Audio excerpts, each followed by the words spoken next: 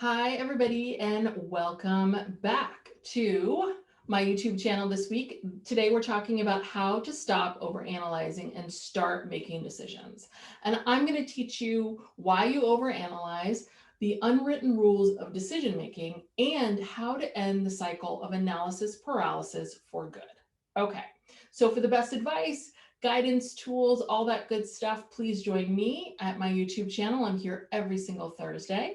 And if you don't know me, I'm Tess Brigham, licensed psychotherapist, board certified coach, and I help young adults figure out who they are and what they want and what life's all about. So let's get started. So before we talk about how to stop overanalyzing, first let's talk a little bit about why you overanalyze, why we tend to do this. And one of the main reasons is because we're human. We have cave person DNA, that the desire and need to find what is negative, to analyze and make sure that every decision that we make is the right decision, that desire that we have, it's really important to us because it's our means of survival. Once upon a time, every decision that we made really was life or death. If I go left instead of right, that means that you could die. So our brains are designed to overthink, overanalyze, to look for the negative, to look for things that could possibly go wrong.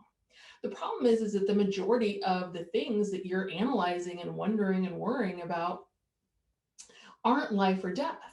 So that's what creates a lot of fear around it. And we worry and we overanalyze because we think that we are doing something productive as a way to deal with the uncertainty of our choices.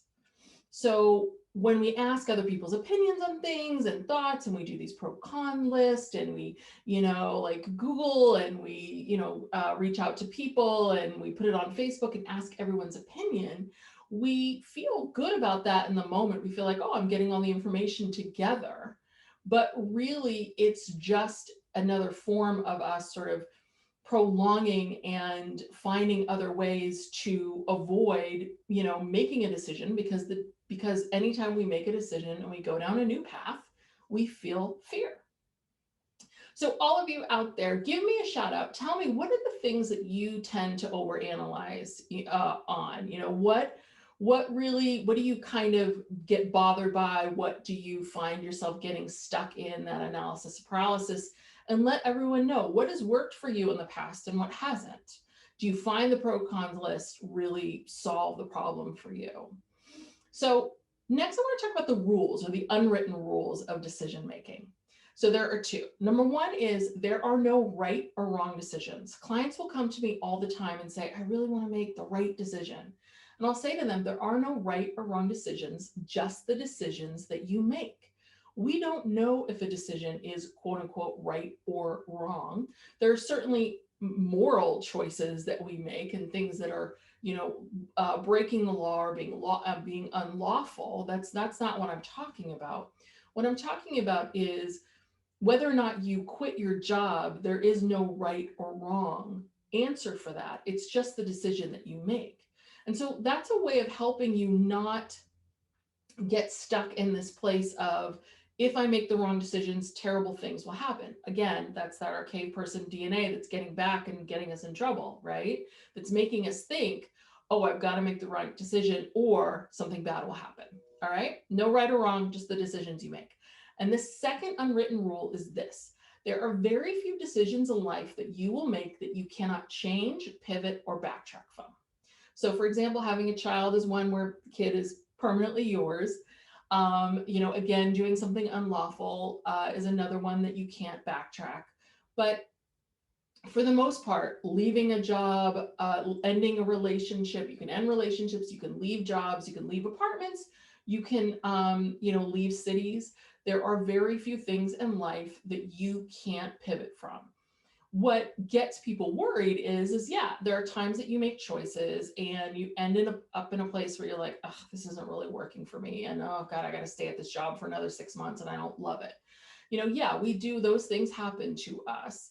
And while it's a little uncomfortable for a while, it's not the end of the world. And you're better off making decisions than not making decisions. This is another unwritten rule. If you don't make a decision will eventually be made for you.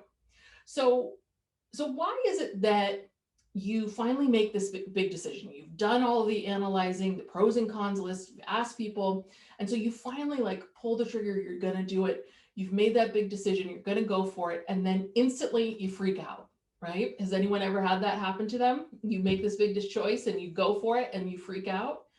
So that happens because anytime you make a choice between two or more things in life, you're going to have to give up something.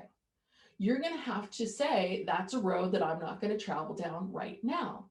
When we're standing in front of the road and we have these options in front of us of A, B, and C job, it feels, while we're going through the analysis of everything, and it makes us feel anxious about, making the choice, we also feel like we have a lot of control and there's a lot of possibilities in front of us.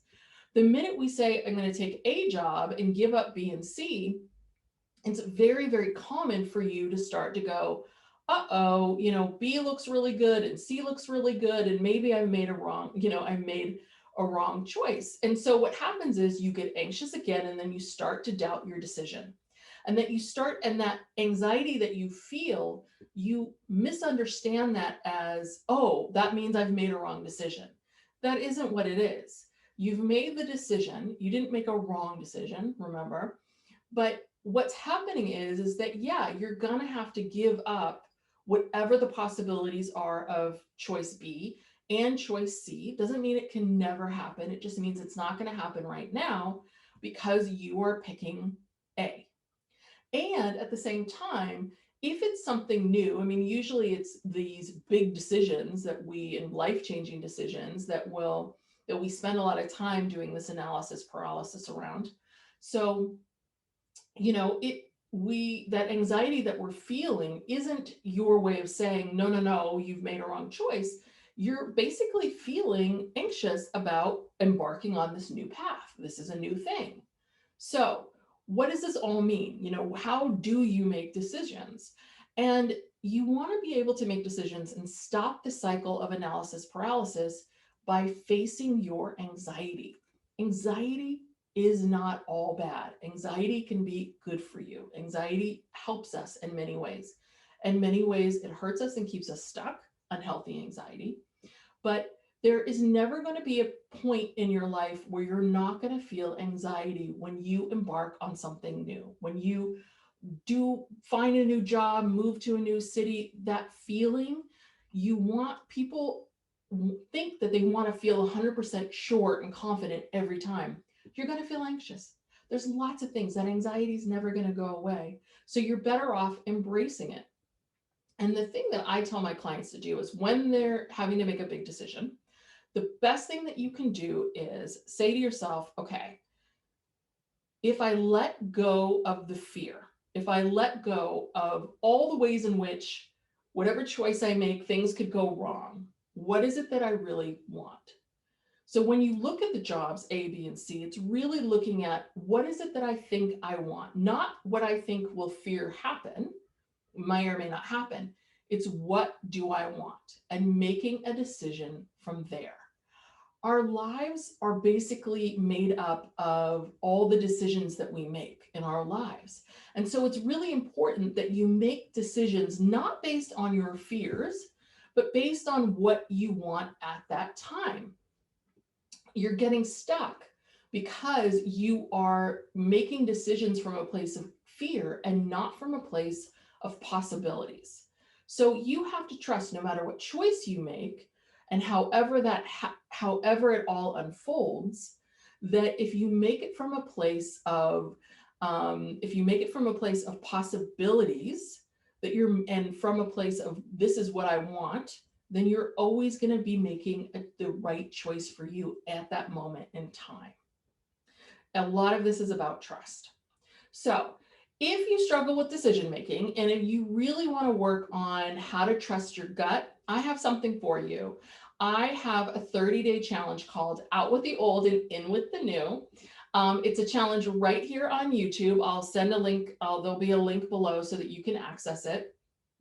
This is a challenge that's all about learning how to get out and out of learning how to deal with your fears, reframing your limiting beliefs, and finally taking action. And if you enjoyed this video and you enjoyed everything that I have to say, so please subscribe or I should say, like the video, share it with a friend, tell them about the channel, and I will see you next time. Bye-bye.